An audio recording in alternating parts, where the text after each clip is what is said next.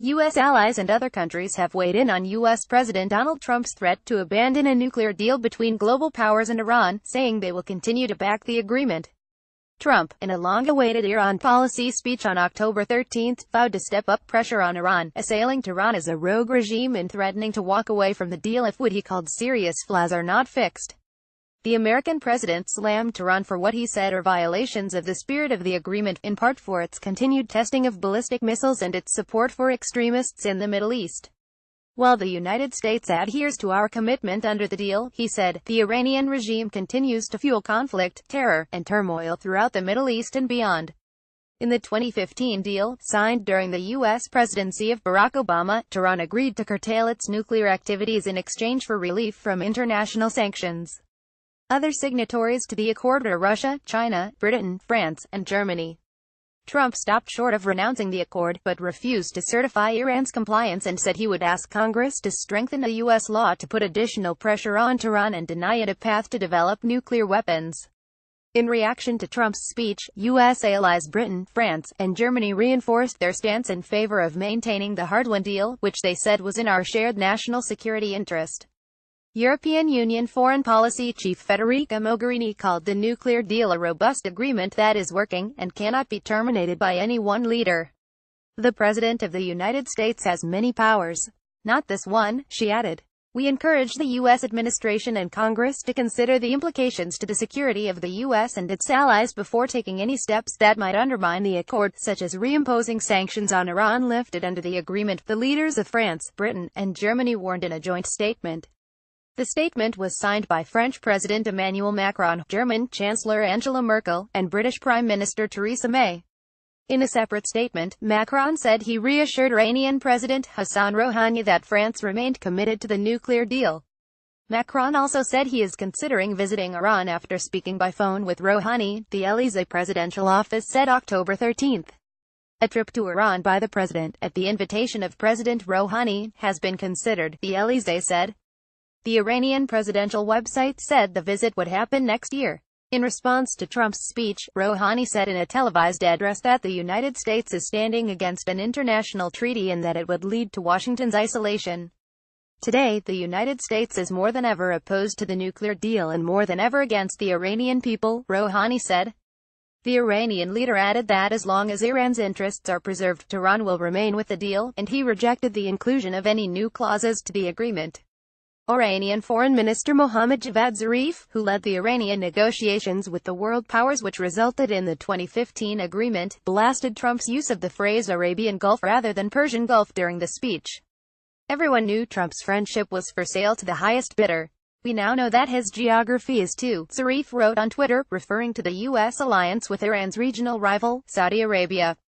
Russian Deputy Foreign Minister Sergei Ryabkov said it was extremely troubling that Trump was raising questions that had been settled when an international deal on Iran's nuclear program was signed, Russia's RIA news agency reported. Ryabkov also played down the suggestion that changes could be made to the accord, saying, I have big doubts regarding these proposals, Interfax reported. Adding something to this document now, changing something in it, in my view, would be extremely problematic, to put it mildly, he added. China has not reacted since Trump's speech but previously called on Washington to preserve the agreement. United Nations Secretary-General Antonio Guterres said he strongly hopes the deal will remain in place, while the international campaign to abolish nuclear weapons, which recently won the Nobel Peace Prize, said Trump's decision undermines a nuclear agreement that is working and makes nuclear proliferation more likely. John Kerry, the former U.S. Secretary of State who negotiated the deal, accused Trump of creating an international crisis and said it is now up to the other parties to the deal as well as the U.S. Congress to be the adults in the room and keep the deal from falling apart. Saudi Arabia, a major Middle East rival of the Iranian government, said it supports Trump's firm strategy and aggressive policy toward Tehran. Israeli Prime Minister Benjamin Netanyahu also praised the U.S. president's decision, calling it a courageous and bold move.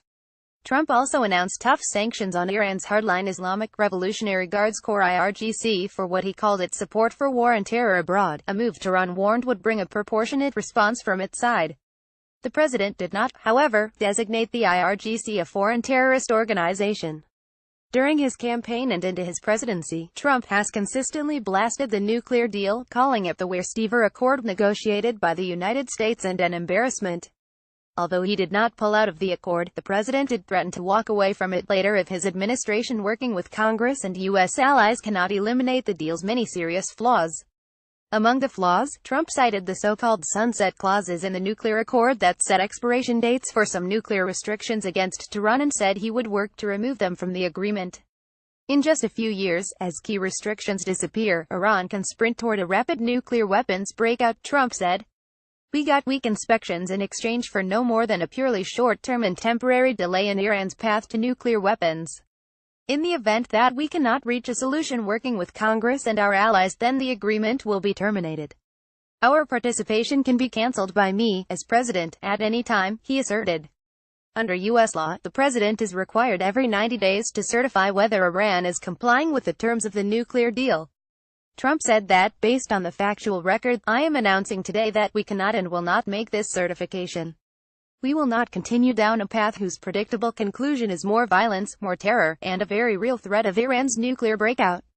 To help counter Iran's actions, Trump said he will call on Congress to strengthen a U.S. law known as the Iran Nuclear Agreement Review Act (INARA), which runs alongside the nuclear deal and was passed by Congress in response to the International Nuclear Agreement.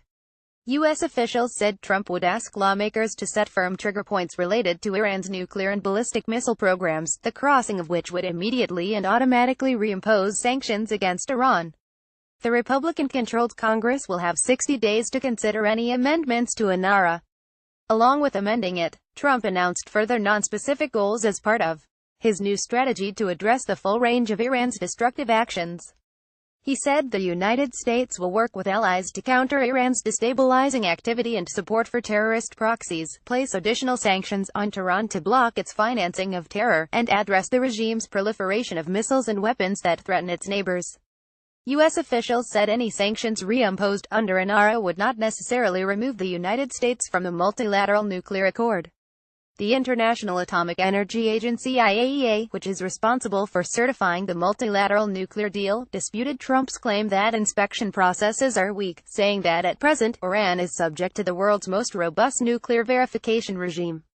IAEA Director General Yukiya Amano insisted that Iran has been implementing its commitments under the agreement. Senator Bob Corker, Republican Tennessee, chairman of the Foreign Relations Committee, said Trump's proposed changes would not remove the United States from the nuclear accord and that he expects to introduce the INARA amendments within 2 weeks. He added that he expects one of the amendments to change the certification requirement from every 90 days to every 108 days. Representative Eliot Engel, Democrat, New York, who voted against the nuclear deal in 2015, said Trump's plan doesn't make sense. Negotiating additional terms to the nuclear deal requires a coalition of international partners, not unilateral congressional action, said the top Democrat on the House Foreign Affairs Committee. Iran must never have a nuclear weapon. To ensure that, we must strictly enforce the nuclear deal, work to lengthen its sunset provisions, and hold Iran's feet to the fire on the regime's other bad behavior, he added. But House Speaker Paul Ryan, Republican, Wisconsin, said the nuclear deal negotiated during the Obama administration was fatally flawed and that he supported Trump's decision to re-examine the accord. Influential Senator John McCain, Republican, Arizona, often a Trump critic, said in a statement that the goals President Trump presented in his speech today are a welcomed, long-overdue change. For years, the Iranian regime has literally been getting away with murder. Meanwhile, the United States has lacked a comprehensive strategy to meet the multifaceted threat Iran poses, McCain said.